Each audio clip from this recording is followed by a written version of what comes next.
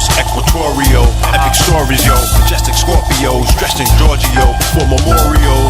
Catch us in them cartoons in Cancun. Off we go, let the trumpets blow. When my comfort zone got uncomfortable, I hit the road for like a month or so, spitting flows of a written codes, hitting hoes and bungalows, flipping those of medicinal interlude with chickens who think sniffing glue is mystical. Peace, family, and welcome to another episode of Underground Railroad Radio.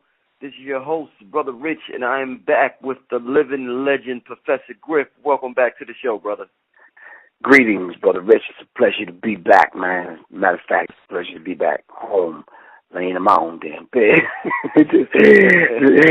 just got off that the Art of Rap tour, man. It was a beautiful thing, and Ice-T put the damn thing together, and it's a beautiful thing, man. They show you that we've grown and elevated to a different level, that we're able to put these things together on our own now. You understand what I'm saying? And Dirty by Nature did the thing, Mobb Deep,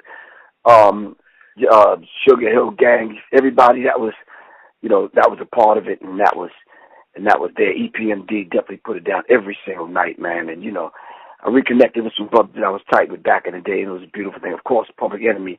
Shout out to all of the brothers in Public Enemy, and it was a beautiful thing, brother Rich. We ended it off, man, and it was a beautiful thing, man. I was able to connect with some people across the country that I haven't seen in a minute. Yeah, that's what's up, man. That is what's up. The Art of Rap tour. That's what's up. So yeah. Glad it turned out successful. Yes. It lets us know what we could prepare. And there was a few artists that dared not come to check out these older cats doing their thing. We was hoping that they would come so we could sit down and give them some valuable lessons on how to do this, man, so we can kind of turn this thing back to where it needs to be. But we didn't see the 2 Chainz and the Lil Waynes of the world. But don't worry about it. I'm sure they got wind of it. Right. That's what's up. Yeah. That's definitely what's up. Well, we find ourselves, Professor Griff, doing another show in which one of our elders, one of the great teachers we have in this community, has made the transition. And I talked to you about this earlier this year. So many of our elders, our teachers, are making a transition this year within the last, let's say, 13 months. Dr. Francis Chris Wilson, Dr. Delbert Blair, now Dr. Sebi.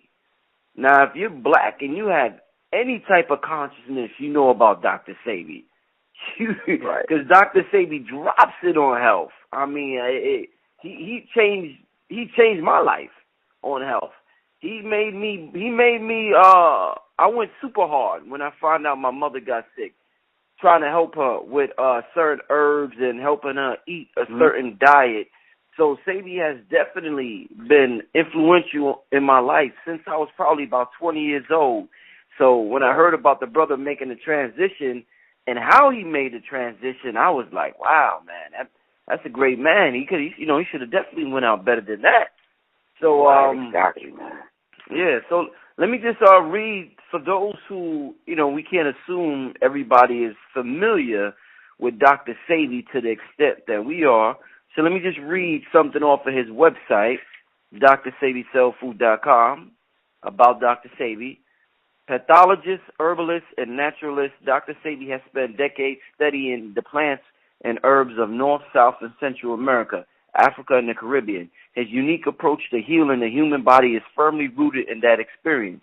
Born Alfredo Bowman in Honduras in 1933, Dr. Sebi learned at the foot of his grandmother, Mama Hay, and later entreated himself with traditional herbalists in Mexico. On finding the healing he sought, Dr. Sebi created a line of natural vegetable cell food compounds used for intercellular cleansing and cellular revitalization. Dr. Sebi is pleased to share his deep understanding of traditional herbal and vegetable compounds through the Usha Research Institute, Dr. Sebi LLC, and the Usha Healing Research in Honduras. So, let me just read a little more. Dr. Sebi's African approach to disease relies on natural botanical remedies to cleanse and detoxify the body, bringing it back to a more alkaline state from the acidity that causes disease and pathology. natural vegetable cell food compounds are an important part of that change. By removing accumulating toxins and replacing depleted minerals, cell foods can rejuvenate damaged cell tissue, especially those eroded by acidity. So I ended right there just to give the people, let the people know what Dr. Sebi's about. That's directly from his website. He became pretty famous within the last, I would say, 15 years, Professor Griff, from working with celebrities, Hollywood celebrities such as Lisa Left Eye Lopez from TLC, Michael Jackson, Steven Spielberg. Those are just three. Some people, it was even rumored that he helped Michael Jackson. Now, that's just a rumor. I'm not sure. But the other three, I'm pretty sure he worked with those people. Right. So the man was famous. The man was definitely famous, especially in the underground. I know Hollywood heard about him. I remember he told the story one time. Dr. Sebi said when he was rolling with Michael Jackson told his Elizabeth Taylor, and she said she was hating on Dr. Sebi. Said, well, if he has the cure for AIDS, why don't he give it out for free? So Dr. Sebi's like, man, she just donated millions of dollars to these white folks to research AIDS. She's not telling them to do anything for free. Why is she telling me to do something for free? So, I mean, when you say you have the cure for AIDS, you got to expect backlash from a lot of people, whether it's the pharmaceutical industry, the average person, the courts, I mean, just everywhere. People, governments all around the world. So on that note, Professor Griff, let me just, I know this is lengthy. I want to make sure that people know exactly who Dr. Sebi was. They're saying, Professor Griff, well, let me read this part. He was, Alfredo Darrington Bowman, also known as the world-famous Dr. Sebi, the man who cures cancer and AIDS, along with many other diseases, was detained after a flight from California that landed at Juan Manuel Galvez de Rotten Airport on May 20th, 2016, under the charges of money laundering. Dr. Sebi and his associate were apprehended carrying a total of $50,000 cash, 20 on Sebi, 30 on Gambao. They were attempting to board a private plane and headed to another location in Honduras. He was detained and then released. So they're saying on an unconfirmed date and time between June 3rd and August 6th, Dr. Sebi reported severe health conditions during incarceration related to pneumonia. They tried to take him to the hospital, and they say in transit of the hospital, going to the hospital, the brother made a transition. So it's unclear what date. I'm hearing different stories from different websites. But we got we know pretty much know what happened. At least we're assuming we know pretty much what happened as far as him being in custody and him suffering from pneumonia symptoms. Now, this alarms went up when people heard about this, Professor Griff, because over the past year, I think about 50 holistic health doctors have died. So people are saying this is no coincidence. What the hell is going on here, Professor Griff? This is one of our greats. What happened? Why was this man in jail? Why wasn't this man? Why don't the people know? They didn't know he was locked up. There's so many unanswered questions. So with that introduction, so the people know everything what happened with Sebi that we know at this time, talk to us, Professor Griff, about your research, not with just Dr. Sebi, but everything going on. What's going on here, Professor Griff, with Dr. Sebi? What are you getting from this story? I think when I first got the information, or just basically caught wind of it, that he had made his transition, I said to myself, okay, in order for a man like that to make his transition, he had to have fell out of a damn plane somewhere, or you understand what I'm saying? Right. Nothing on the plane that we exist on could have taken that brother out, because he was the one curing everyone else of these things that would normally take us out. I.e., you hear people, somebody's grandmother dying of cancer, or a couple of people want to keep it on the hush that Uncle so-and-so died of AIDS and so-and-so died of something else. But these are all of the things that Dr. Sebi was curing.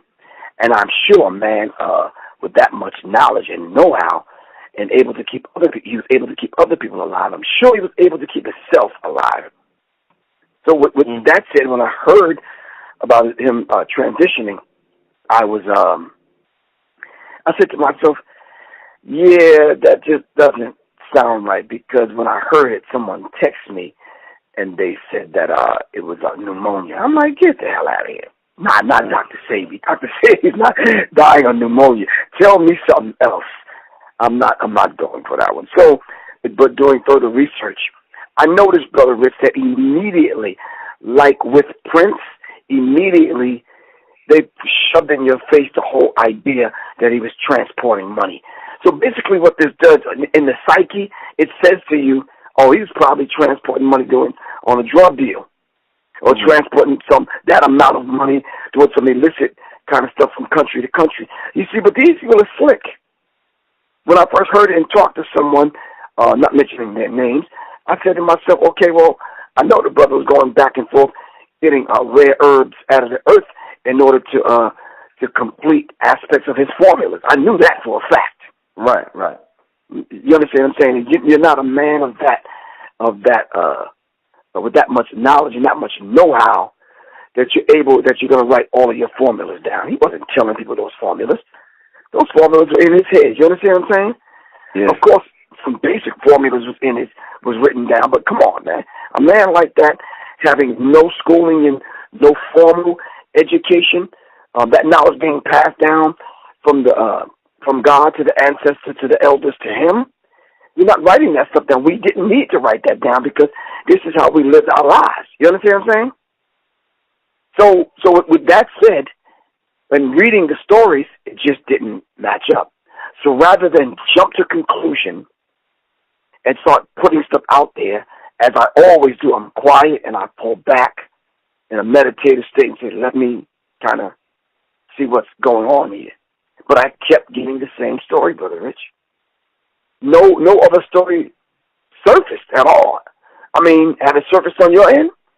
No, that's all I've heard. Everyone from the naysayers to the people that claim to be on the front lines to the Dick Gregory's to the I'm even calling some of my conspiracy friends now. I'm like, have you heard? And the story, they're doing a good job of containing what actually happened to Dr. Sebi. Now, I can tell you from my gut feeling, knowing what's going on in the country, especially with these dead doctors don't lie. You understand what I'm saying? Dead doctors don't dance. And these doctors coming up missing and murdered, more than 6 of them died in police custody. I'm going to say that again. People can do the research. More than 6 of them died in police custody. So we can honestly say that, are they taking these doctors out? Yes, they are. Is the pharmaceutical company involved in this? Yes, they are. Are their hands dripping with blood? Yes, they are. Are they paying individuals, high-ranking individuals, in some multi-jurisdictional kind of task force to be the trigger men or the needle men or the one that poisoned them? Yes. We can honestly say, yeah, we can start and begin, if we haven't already, connect the dots. Dr. Sebi, for those that are listening, did not just die of pneumonia. You understand what I'm saying? We could ask a very fundamental question. Would Dr. Sebi still be alive if he wasn't in police custody? Let's just ask ourselves that question. Let's just stop whatever we're doing for a minute, take a deep breath, and ask that question. Would Dr. Sebi still be alive if he was not in police custody? The answer that comes up in my computer, in my mind, he would still be alive. Indeed. It was something that happened in police custody that caused this man's death. And as always, they're going to come, they're going to do some basic investigating and that kind of thing, and they're going to release a statement that they're not complicit. And when we know, and we know there are. Somebody's responsible. Let's just get this straight, Brother Rich, from the rip, before we start going into the finer details of this story. $37,000 is not a lot of money, bro. Let's just get that straight, right? Right. If you move in weight, the average person that's listening to this that actually moves some weight, 37 stacks, that's not a lot of money, man. It's not. It's really not. If you are actually involved in that kind of business, which I don't think the man was. Matter of fact, I know he wasn't. Mm-hmm. So if they're putting a cloud over this man's head and legacy, and putting some skepticism surrounding the finer details of his death, and they're trying to taint his name, his legacy. See, Brother Rich, I don't mean to be so wordy. Once again, it's not for what's going on now. It's for his legacy later on. Okay. So that when his name comes up, oh, the man that died under suspicious circumstances carrying a shitload of money and blah, blah, blah. That's going to be the narrative. When we go to put money together to resurrect a hospital in his name, that's what's going to be said. When we go to keep his line of products going so we can heal ourselves, that's going to be the narrative. Mm-hmm. When we go to resurrect and keep his name and his spirit alive in us and in our children, that's going to be the narrative. We have to stop that, Brother Rich. And we have to be able to now connect with those brothers and sisters, those family members, and connect with them and support them so that we can keep the man's name alive. So dead doctors are dying under suspicious circumstances in police custody. Sebi died the same way. They're attacking black people across this country.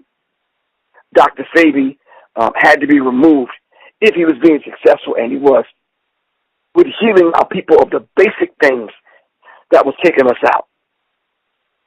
You understand what I'm saying? Right. All we know, he could have just not been playing ball with the pharmaceutical companies, which we know he wasn't. Mm-hmm. And just for that alone, they would want to take him out. Plain and simple. Now, the question I think about when I'm thinking about this story and how weird it sounds, I say to myself, because I don't go for the pneumonia thing too. Like, that's a great question you pose. If he wasn't in police custody, would he still be alive? And obviously, everybody would say yes. I asked myself, I said, okay, so if he was killed by whatever the pharmaceutical giants or with the alphabet boys or whoever, why wait to 2016 to do it? This man was running around with Michael Jackson, one of the most famous people in the world, and they didn't kill him then.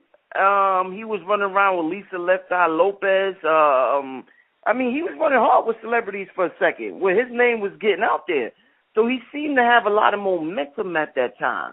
So the man is 82 years old. I'm thinking to myself, why do you think they would wait to 2016? Do they have something coming down the pipeline that they don't want this man to be around when they initiate this thing, so they want to get rid of him now? Like, what's your take on that, Griff? Why wait to 2016 if this man had a shitload of momentum when he was running around with one of the most famous people on the face of the earth? Well, can we just be upfront and just kind of raw for a minute? Right. Yeah. They're not going to take these people out and do away with them and dispose of them. This is their language. Dispose of them when we think they should. Mm-hmm. They're going to do it in their time, not ours. Mm-hmm. Right? Mm-hmm. People say of me, well, if you were this and you're doing that, and blah, blah, how come they ain't killed you yet?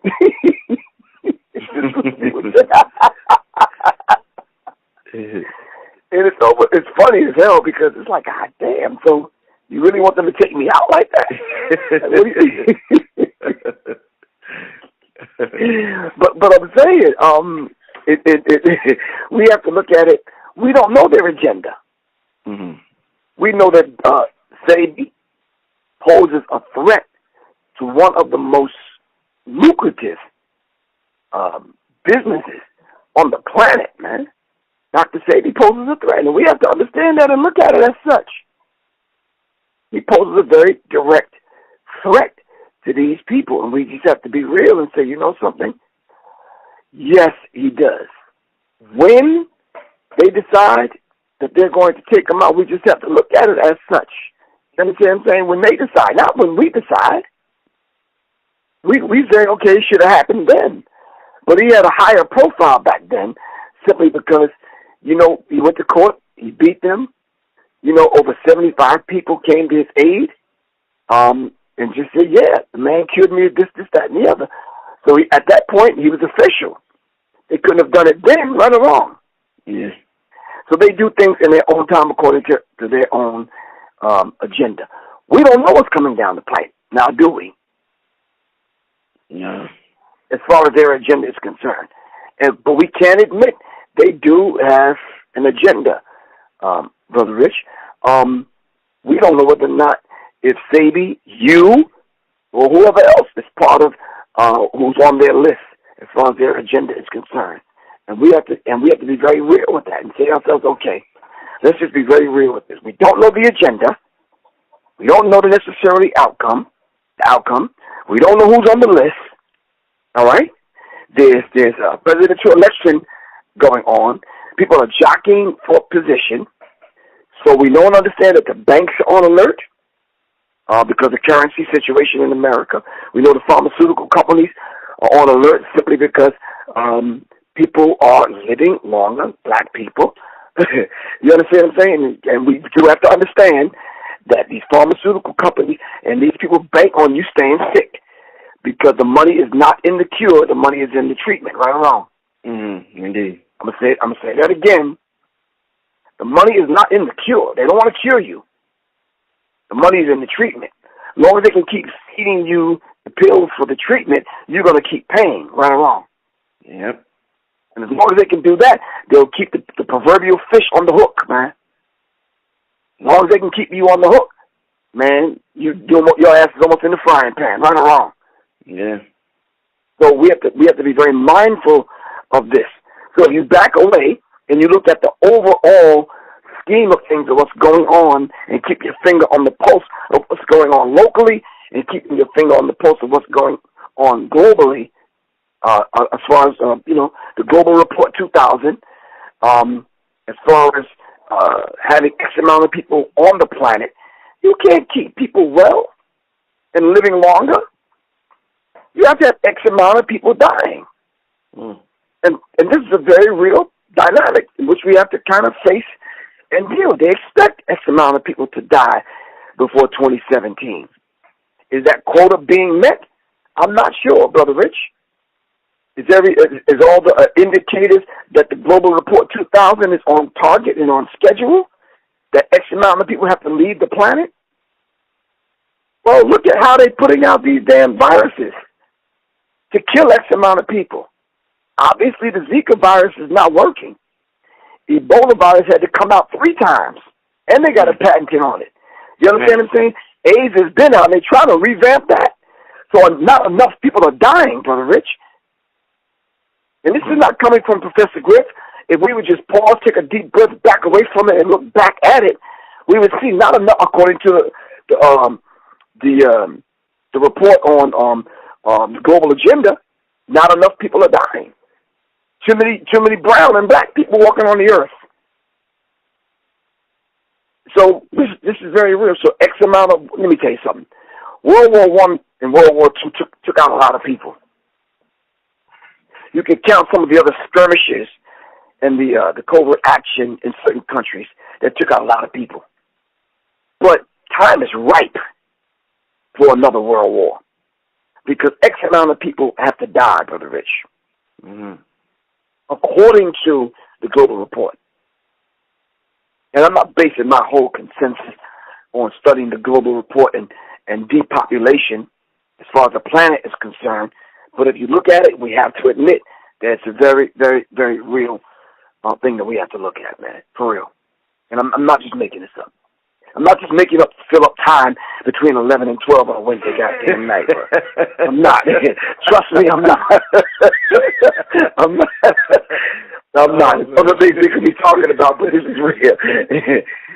This is real, man. Seriously. In the interview, as a matter of fact, let me ask you this.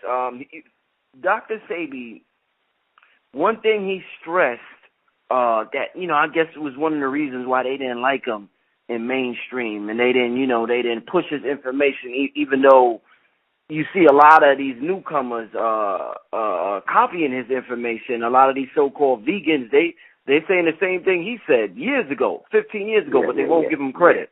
But one of the things that he stressed is that the African diet is different from the Caucasian diet. We have to eat. We have to eat different. Our physiology is different, and the whole concept of, we're fed this concept, Griff, of we are all the same. We bleed the same blood, and it's a very dangerous concept. And some people, if you disagree with that, people will say you're racist. Oh, wow, that sounds like a racist comment. But truth is truth. When physiologically, I'm saying the word wrong because I'm excited. But but we're different on a certain cellular structure. There's certain differences between the races. Dr. Sebi proved this. He often used the analogy of the polar bear versus the gorilla, saying that you can't take a polar bear out of his environment and put him in the gorilla's environment, feed him the gorilla's food, and expect him to be as strong as he would be with his natural environment and his natural food. So he used that example to show us that we're being misdiagnosed here. We go to the hospital, we go to the doctors, they're diagnosing us based on a European. If we have certain high levels of something, maybe it's not high. Maybe it's high for them, but it's not high for us. So Dr. Sebi taught us this. Dr. Laila Africa taught us this. So talk to the people. Explain to us, Griff, the importance of knowing this, because I'm sure when you get up here, like you said, every Wednesday, or all of our teachers get up there and they say, no, there's differences between the races. They just say, oh, these niggas is racist, and they want to divide and conquer, whatever. So how poor, and plus we're being killed at the hospital because they're treating us like we're European. So talk to us the importance of knowing that we're just different inside and out from the European and their society. Well, we have to understand something. First of all, I think we should know from what Elijah Muhammad taught us and other great teachers have taught us, that when Elijah Muhammad taught us who is the original man, we're not the same as these people. You understand what I'm saying? And we have to start not only knowing that, but we have to start acting like we know. When I say acting like we know, there is a distinct difference. Listen, if you use the simple as kindergarten, as childish as analogy of we all bleed red blood. First of all, blood is blue. Then if you squeeze a fucking mosquito, red blood will come out. Mm-hmm. If you kill a rat, so if that is the criteria which they use for us being human and all being the same, that don't quite work. You understand what I'm saying? Mm-hmm. So we have to go a lot deeper than that, Brother Rich.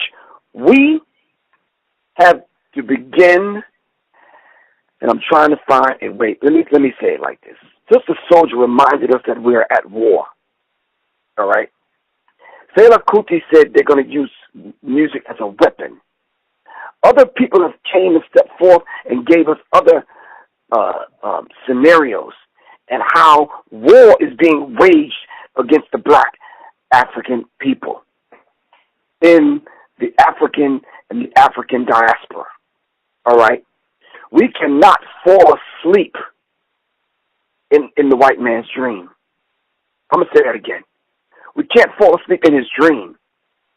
We have to be the nightmare that wakes his ass up. You understand what I'm saying? The only way that we're going to do that, Brother Rich, is if we stay on our job. Right now, we become the very embodiment of what Dr. Sebi lived his life for. That would be the greatest threat to racism and white supremacy. If we became the very embodiment of Dr. Francis Cress Welsing, that would be one of the greatest threats to racism and white supremacy. If we became the very embodiment of Dr. Blair's work, if we put in front of us the symbol that Prince gave us and that vibration, along with Maurice White and Phife Dawg, you understand what I'm saying? Mm-hmm. We would pose a serious threat to racism, white supremacy, unbeknownst to any other people on the planet, not expecting this to come from black people. It would wake the world up. They say, wait a minute, they're not only mourning, but they're carrying into practice Can you imagine if Shaliqua, man, was putting down the fucking Twinkies and Dipsy Doodles and Cheese Doodles and shit and Doritos and started eating right and gave the credit, and she wore the T-shirt and the button, you know, I am Dr. Sebi. You know the fear that they were putting these people? They don't want you living longer. So we have to understand this particular dynamic. So with answering your question directly, Brother Rich, if we decide, not someone else decide for us, because once they decide for us, they can measure the level in which we do anything that we do. They can feed us back. For example, they can come to the family right now. They say, "Oh, we want to buy his cures. We need to know his formulas. It's going to give you $1 billion, and everybody in the family is going to be fine." And then you start to see Dr. Sebi products come out in Walmart with his face on it and shit. You understand what I'm saying? Right. Yeah. Commercials brought to you by Budweiser. You understand this kind of shit? Brought to you by T-Mobile and shit. That's a fucking problem. Excuse my language. I ran into some people this weekend, man, that they put something on my mind. I'm talking about doctors and school principals and school teachers and other people. They said, "We listen to you every week." I said, "I'm going to be mindful to watch my mouth." So let me say this. So by the time that product is sponsored and endorsed and paid for by AT&T, you understand what I'm saying? With Beyonce doing the guy and Taylor Swift doing the commercial, it's a wrap. It's a wrap. Dr. Sebi's products, the cure for cancer, blah, blah, blah, blah, blah, blah, blah. Get your cancer. Here's the coupon. You can get it at Walmart, 2 for 1. You understand what I'm saying? Yeah. Come on. By the time they end up doing the commercial with Oprah and all that kind of stuff, it's a wrap, Brother Rich. And you know, once they say they have the cure for something, more people die. Because anything that they say they had the cure for. You know how many dark-skinned people had to die in order for them to come up with the cure? Check out the movie The Constant Garden. You understand what I'm saying? Yeah, The Constant 28 Garden? Days, The Constant Gardener. Okay. So when we watch these movies, they're actually putting in the movie exactly what they're doing. And like I've always said, it's called hidden in plain sight. They put it in front of us, but they don't want us to think that this is actually happening. And it is. So I would rather have a conference, revamp Melanin Conference, and invite Dr. Scott Whitaker, invite Layla Africa, invite Queen of Four, invite Dr. Sue Valentine, and other brothers. You understand what I'm saying? Dr. Moore, and other brothers and sisters, so we can come together, put some money together, establish the Dr. Sebi Foundation to carry his formulas into the practice and into the home and into the head, heart, and into the soul and the system of every black man, woman, and child on the planet from a cellular level. Mm-hmm. People don't understand when you said that, Brother Rich. Curing people from a cellular level? Why you folks they ain't digging that deep? They still trying to put a fucking Band-Aid on a cold. You understand what I'm saying? They so damn backwards. They can't keep themselves alive, Brother Rich. You mean to tell me you got cars that can park themselves, but you can't cure some basic stuff? Come on, man. Come on. Mm.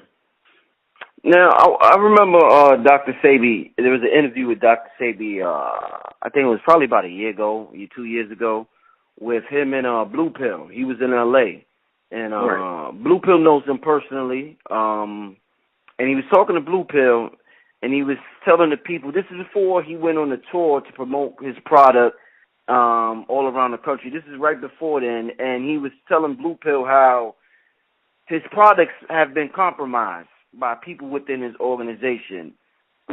He told the story of how one of his the people in charge took $200,000 from him, stole $200,000 from him.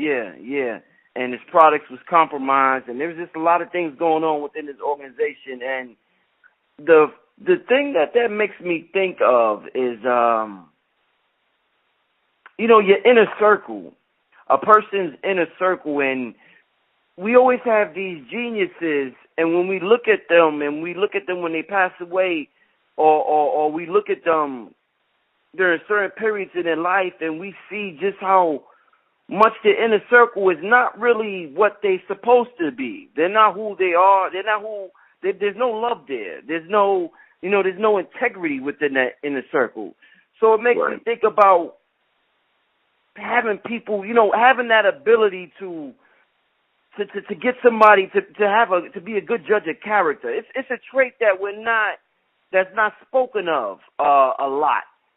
Within you don't find that in the consciousness books. You find out about health, you find out about a lot of things, but being able to find people and be a good judge of character is something very important, because we see the greatest of great people fall, and then their children betray them, their associates betray them, their wives betray them, their husbands betray them. And the things that go down, man, that went down with Sebi with his arrest, people are saying, why the hell didn't anybody know for months that this man was locked up? Maybe somebody could have helped the man. So there's a lot of questioning about his inner circle right now. Who were they exactly? Were they informants? Was he infiltrated? Just a lot of questions. So could you talk to us about just, and I guess it's hard because, the best of the best organizations that got infiltrated. But how can we go about being a good judge of character? As simple as it may sound, the great ones fall from this. So how can we go about, regardless of how genius we are at one thing, at the same time being a good judge of character, so we won't be a victim like Sebi with somebody stealing 200 racks from us and compromising, mixing our products, making it weaker or something like that? What do we have to do to prevent this? I think that, and this may listen, if we're at war, then we need to start acting like we're going to be able to put enough of our senses and sense. I'm talking about money and common sense together in order to survive these things, and that includes treating aspects. I know this is going to sound harsh to the sisters, but treating aspects of your life with a high form of discipline. What I mean by that is, right now, I love my family, but my family's not my inner circle. You understand what I'm saying? Mm-hmm. I know this is going to sound strange. Let me see how can I put it without insulting some of the family members that may be listening. The family members that have knowledge of self are probably more closer to understanding this than the ones that don't. If my sister she's a baker, she bakes, but I can never get a vegan cupcake, then I'm not going to trust her with my library when I pass on, right? Right. I can't. She don't know what to do with it. if you still wearing the cross with the bloody Jesus on your neck, I'm not going to trust you with my library or some of the things I have in my personal effects when I pass on. No, if you're in my family. No, I have to leave that. I have to leave that to someone that's in my family, in my inner circle, that would know what to do with it. For example, something simple as my my red, black, and green flag is on my desk. Who am I going to trust with that? Who knows? Never let it touch the floor. Never carry it below your waist. Always keep it high in your home, invisible. Who knows that? Who am I going to trust with my Quran? Or the 6 Qurans that I have in 3 different places? Who am I going to trust with that? So we have to know how to handle these personal. Now, those are personal effects. How about the human being? Who's going to know how to handle my body? Right now, if I pass tomorrow, does he want a Muslim funeral? Do we have to bury him in 24 hours? Or do we do a Christian thing? Do we take him to the church with the Jesus over his head? What do we do? So right now, I think all of us that are within the sound of my voice need to stop for a minute and say, listen, let me do 3 things, especially if you're in the entertainment industry, if you're an artist or you do movies or whatever, especially you, Brother Rich, you have a catalog that's priceless right now. And I'm sure you know this already, right? Indeed, yeah. Are you taking the necessary steps to protect this so you can pass this on to your children? We have to begin to do. Yeah. It's never. I'm sorry. What were you about to say? No, definitely. No, I understand what you're saying. Yeah. Okay, it's never too late. It's never too late. I had to get my name and my likeness trademarked. I had to get it copywritten and trademarked on a state level and on a federal level. Someone was going after my likeness to own it. I got to own it. Wow. I got to pass that on to my grandchild and say, you know, when they want to go do the Public Enemy movie or whatever, no, that's my granddad. You understand what I'm saying? You know, the family owns that. Owned the name Professor Griff. You know, recently some Public Enemy dolls came out. You understand what I'm saying? Yeah, I've seen them. Yeah. Right, which we had to go to bat for. And it's like, wait a minute, ain't nobody get my permission to do that? So this is very real, man. So how do we handle formulas that's curing AIDS? We talking about Africans in deep shit. AIDS. America is doing the shit. You're talking about AIDS, man. You're talking about something that's taken out so many people. A black man came up with the cure, and he has the formula in his head. Somebody said to me, and I don't want people to take this and run with it. Sebi's still alive, man. They got him in some laboratory somewhere because they're extracting those formulas out of his head, and then they're going to kill him, or they're going to clone him. Come on, man. I've heard so much stuff over the last few days. It's ridiculous. Yeah. You understand what I'm saying? But how valuable are those formulas to us? How valuable are the formulas to his very young children that they probably need to benefit monetarily from what those formulas have to offer now? And we need the formulas. You understand what I'm saying? Yeah.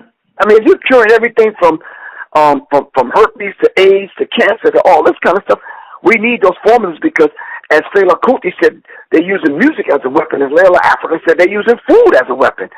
Dr. Whitaker said they're using food as a weapon. That's why he entitled his book Medicine.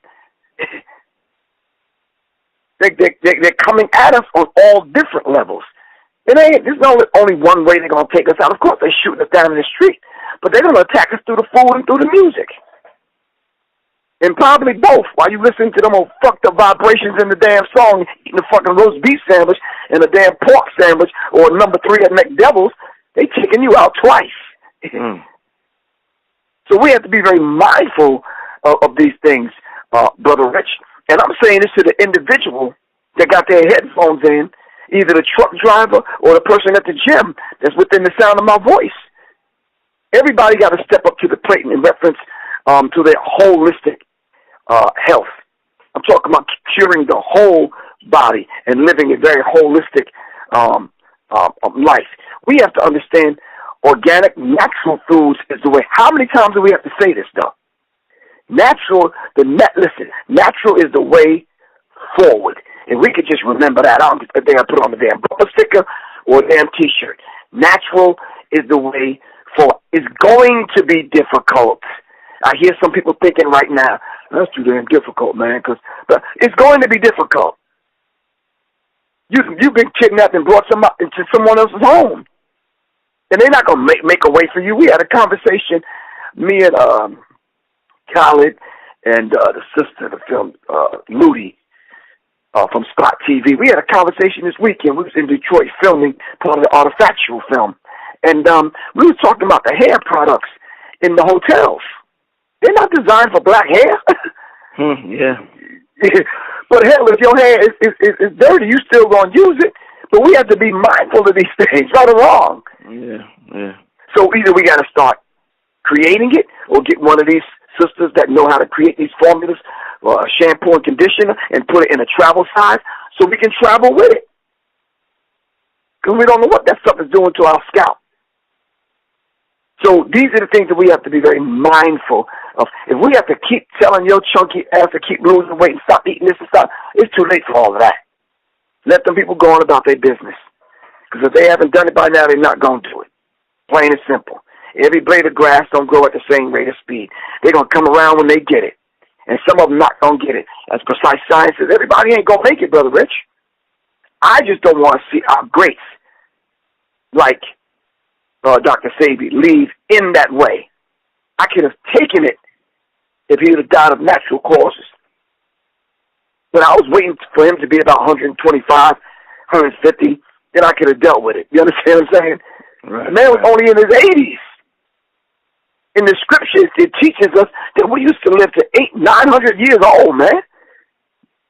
Elijah Muhammad said, I think Yaqub lived at least 150 years old, so he's 150. This kind of longevity is not foreign to us.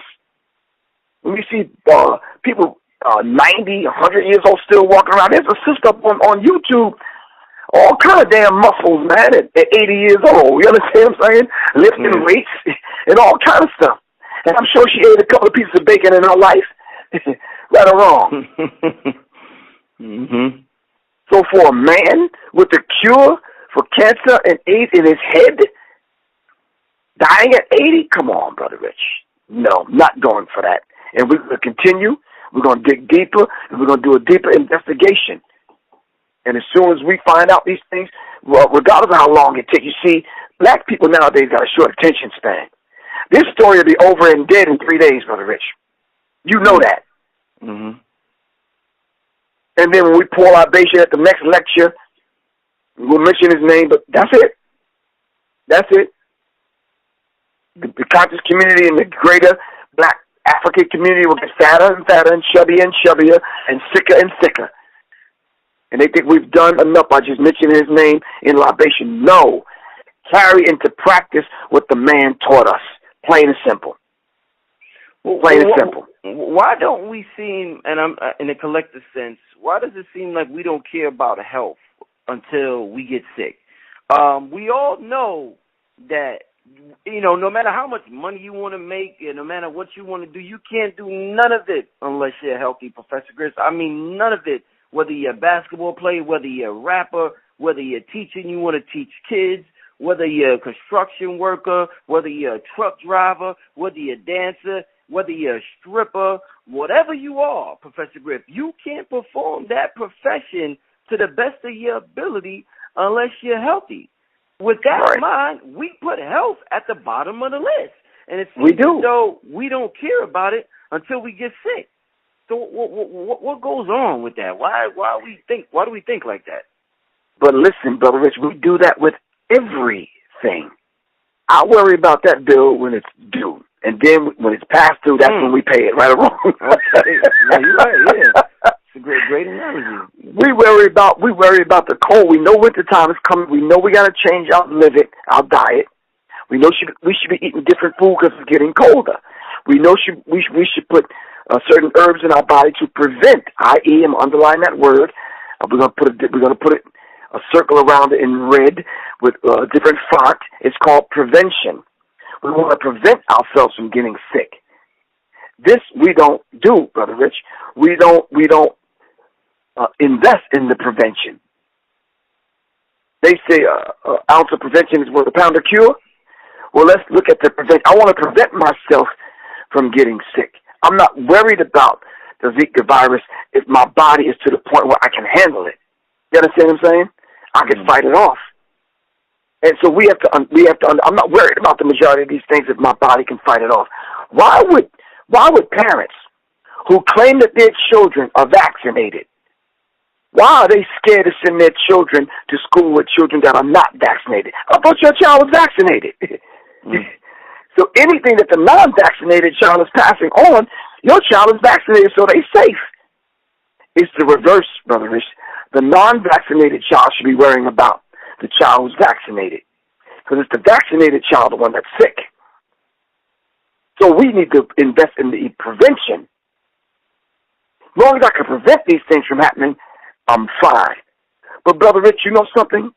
As sick as it may sound, brothers have actually went into sisters, and sisters have actually had sex with brothers, knowing that person might have something or just throwing the dice. And then they'll worry about it on the other end because there's a pill that could take care of that. Some sisters end up having sex with brothers and getting pregnant. But as long as they can get a hold of the morning after pill, they'll take care of it tomorrow morning. Right. There's certain situations where the boxers will take the drug now to boost their endurance, their stamina, and their power, and they'll worry about doing the piss test later on, man. Brothers who are losing hair.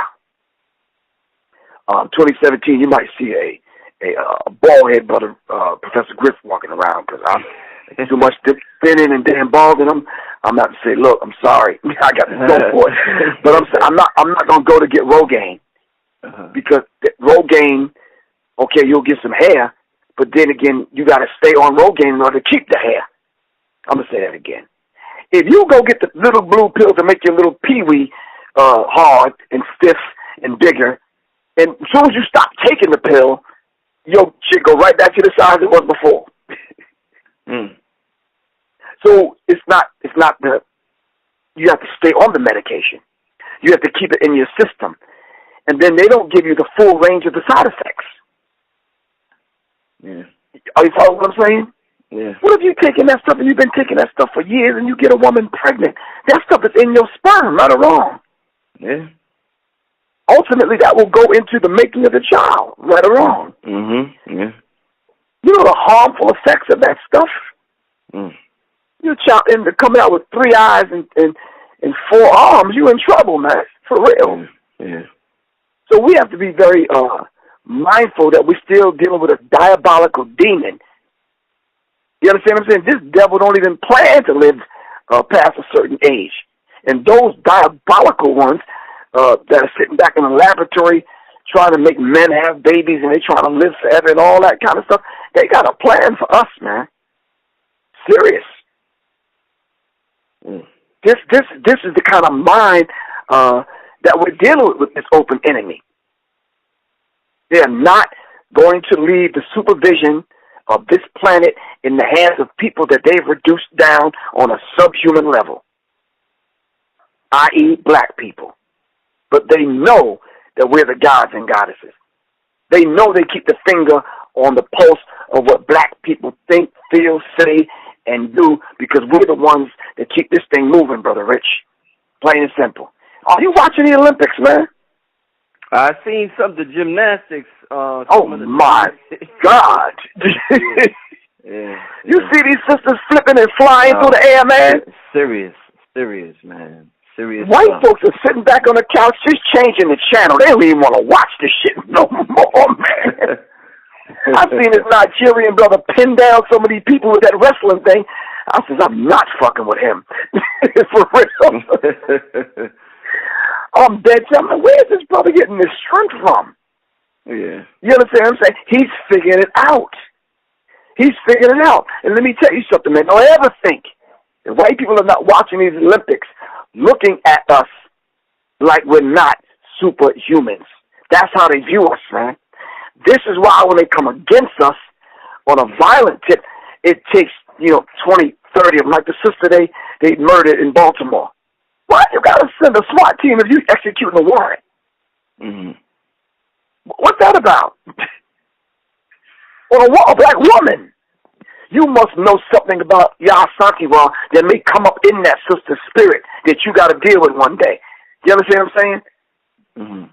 It's like, come on, man. Come on. So it's something about them watching us, even when it comes to sport and play, that they see something in us that we don't really see in ourselves. When we focus and we say we're going to do something, it's done. We taking medals home, everything. If there's some fucking popcorn left in the arena, we taking that shit too. Right. Oh man. For real. Well, I got one last question for you, Professor Griff. When you look at Dr. Sebi, when you look at some of the greats, I think about the saying, healers need healing. There's a saying that goes, healers need healing. This man's going around healing the world. Celebrities, Americans, people, or Africans, whatever you want, Mexicans, whatever you want to call them, he's healing everybody. Who does this man turn to for healing? You can see the man was going through some stress during the last year of his life, as with some of the other teachers like Dr. Delbert Blair or, and countless others. Who are these people that are teaching and healing everybody else? Who do they go to for healing, Professor Griff? But you see, Brother Rich, that your mate, your children. Mm-hmm. You understand what I'm saying? Mm-hmm. That's why family is important. Mm-hmm. I mean, families that truly love you. Of course, there's an aspect of my family having to deal with me. There's a certain amount of things that they have to, quote, unquote, put up with. Mm-hmm. But I say that, the militant, not the militant, I wanted to say that, but I didn't. Those things that the Creator deposited in me that I know I need because the Creator fashioned me for what I need to do. People laying next to me, the person laying next to me, the person traveling with me, the person soldiering with me, the person on stage with me may not understand that. Right? Let me say it again slow. If the Creator fashioned me to do what I'm supposed to be doing now, right? We say I'm built for this. You understand what I'm saying? Right. That very same thing that the Creator gave me for me to even utter those words, I'm built for this, Brother Rich may not understand it. Me and you are traveling together. Mm-hmm. But a Brother Rich may understand and say, wait a minute, out of all of the people, these are the brothers I want to interview every week, and Professor Griff is one of them. Griff got that thing, whatever that thing is. You understand what I'm saying? But you may have recognized it. The person in and around me may not recognize it. They may just love me on a whole different level, Brother Rich. Mm-hmm. I know women that love their children so much they won't spank their children, and their children are fat because they want to feed them. And that's how they demonstrate their love. That may be kind of dangerous, Brother Rich. Right or wrong? Yeah, definitely. You might want to tell Mom, look, chill out. Little Kitty there is kind of chubby. You understand what I'm saying? Yeah, definitely. So I'm saying that to say this. Those gifts that the Creator deposited in me, hey, family members got to look at him and say, okay, Griff is kind of militant. He kind of goes off to himself and he studies, and he won't talk about these things unless you ask him. What's that about? I'm sure he knows, but how come he don't come among us and just start? Because I've learned not to. You understand what I'm saying? I learned not to cast my pearls in the midst of swine. I ain't calling nobody in my family pigs, but I'm saying it's the mentality. It's the attitude towards that black shit. Remember that, Brother Rich? Yeah. Because I know I caught it coming up. Oh, that's that black shit. Oh, yo, nigga, you go up on the block. Oh, that's that black shit. I ain't trying to hear that. Now it's that Hotep shit. It's that conscious shit. It's the same thing, different name. Yeah. So I'm saying to you, Brother Rich, who do we turn to? I'm thinking, I turn to the Creator and I turn to the self. Once I can answer it for myself, I could be able to heal the self. It may not be to the degree that we would like it, Brother Rich, but hey, I often call you when we even don't have an interview. I often call Black Dot. You understand what I'm saying? I talk to certain elders, not only when there's a problem or something coming up, but just to reach out. It's like, yo, what's up? What's going on? No, I'm just, what's good? You understand what I'm saying? Yeah. That's healing in and of itself. I'm thinking from where I was sitting, and this is my last statement, from where I was sitting, viewing brothers like Dr. Sebi, it's probably going to take a community of people to come around him and demonstrate unconditional love and appreciation. That would cure most of us. If a group of people came around me with unconditional love and said, we're going to protect this brother regardless, you know what that would do for me? And it did it for me recently. When the black community and conscious community came around me, when that thing happened with the brother, me being in the picture with the brother from Dallas. Mm-hmm. There was only a few naysayers out there, sick people on YouTube. But when the people came around me, I felt the protection and I felt the love. You know how many people opened up their homes to me, Brother Rich? Here's the car. Come sleep on the couch. I got a room for you. You understand what I'm saying? Right. You know how many straight up dudes in the streets says, yo, let me know. Give me the word. I'm like, no, I'm good. Not right now. You understand what I'm saying? Right. But the black community, especially the conscious community, the ones that all the other people keep talking about, those are the ones that stepped up, man. Phone calls I get from just random brothers, man, and sisters. Messages I get on Facebook just from random people like, yo, I got you, Griff. You understand what I'm saying? I know you're not that kind of dude. I got you. One brother wanted to give me his whole paycheck, man.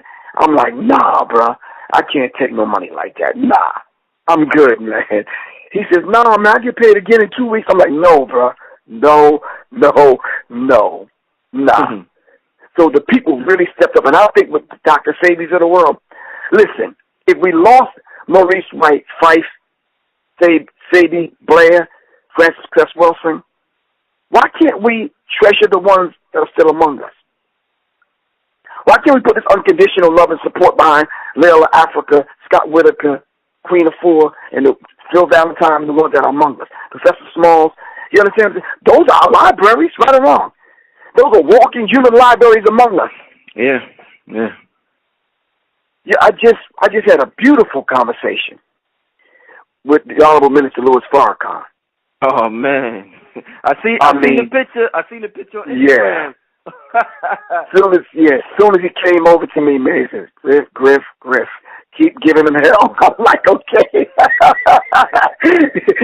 He says, man, they just kind of writing you off as a troublemaker, but yeah, we gonna give him some trouble. The brother is so humble, man, and I love that man to life, man, for real. Just being that man's presence, man. If people only knew, seriously, if people only knew, man, just for him to hold my hand, look me in the face as a man, and pass that on to me, wow. Yeah, bro. And the other instruction that he gave me, just trying to, between me and him, that I'm not going to reveal, but I got my set of instructions, man. You understand what I'm saying? Mm-hmm. I got my set of instructions. Just like we know when the enemy come against you and how hard they come against you, you know you're doing what you're supposed to do. You understand what I'm saying? Yeah. So we know their plan. We know what they're thinking. We know exactly what they're thinking, but I really appreciate the brothers that are around the minister. See, that's that unconditional sacrifice, that they're sacrificing their lives to make sure that man stays alive. You understand what I'm saying? That's what we need to do with all of our brothers and sisters that are on the front line. I don't care if it's health or whatever it is. Plain and simple.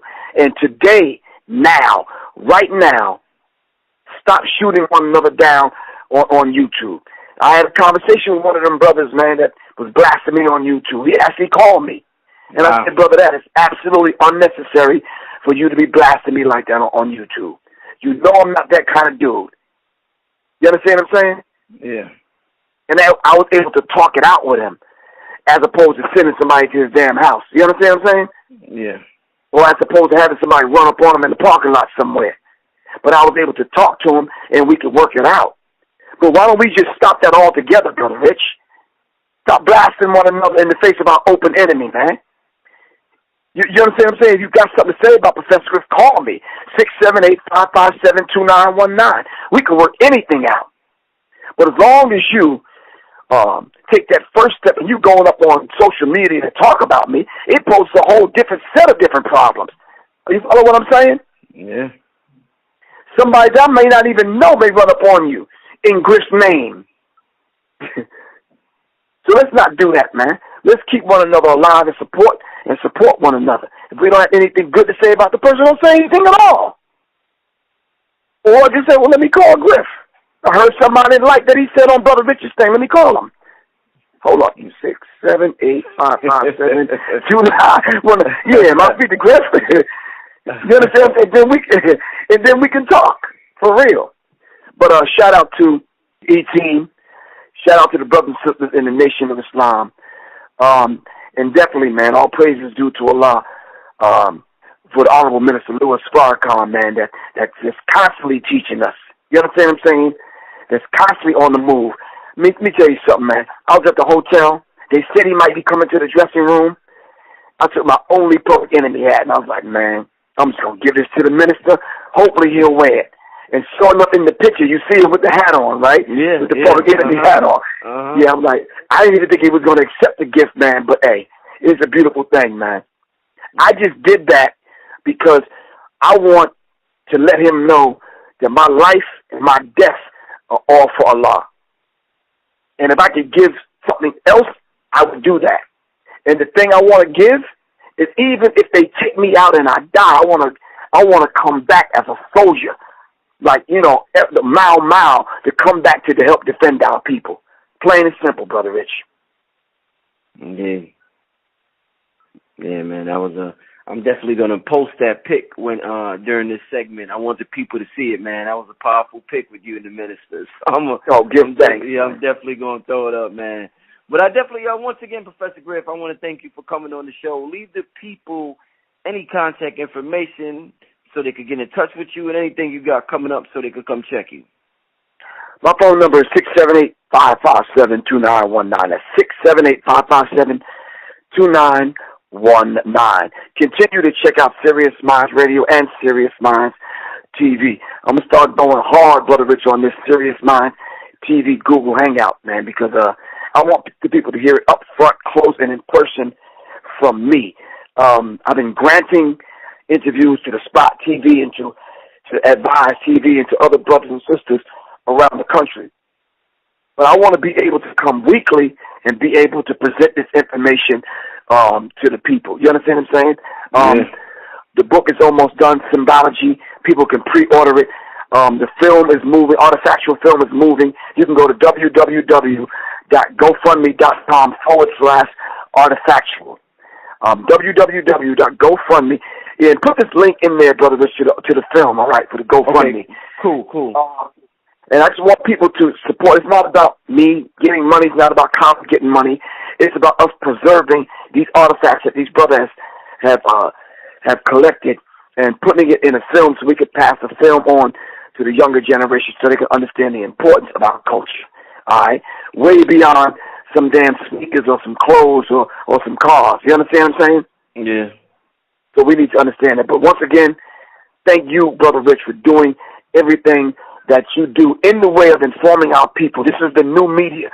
This is the new black media. You understand what I'm saying? And we have to take it and treat it like it's our business, and it is. It's our black business, man. For real. Indeed, man, indeed. So I want to thank Professor Griff. Everybody support the Artifactual documentary. I'm going to put the link in the description bar. Make sure if it's $1, whatever it is, but we want it. We want 100 and better. That's what we aiming for. Right. But definitely, yeah. On the honest tip, definitely support it. It's very important to do that. Yeah, it is, man. These dudes be peeling back hundreds to get to the ones. You understand what I'm saying? I'm like, bro, you don't pass 50. You don't pass hundreds and 50s and 20s and 10s and 5s. You gonna peel off a couple of ones. Come on, man. Oh man.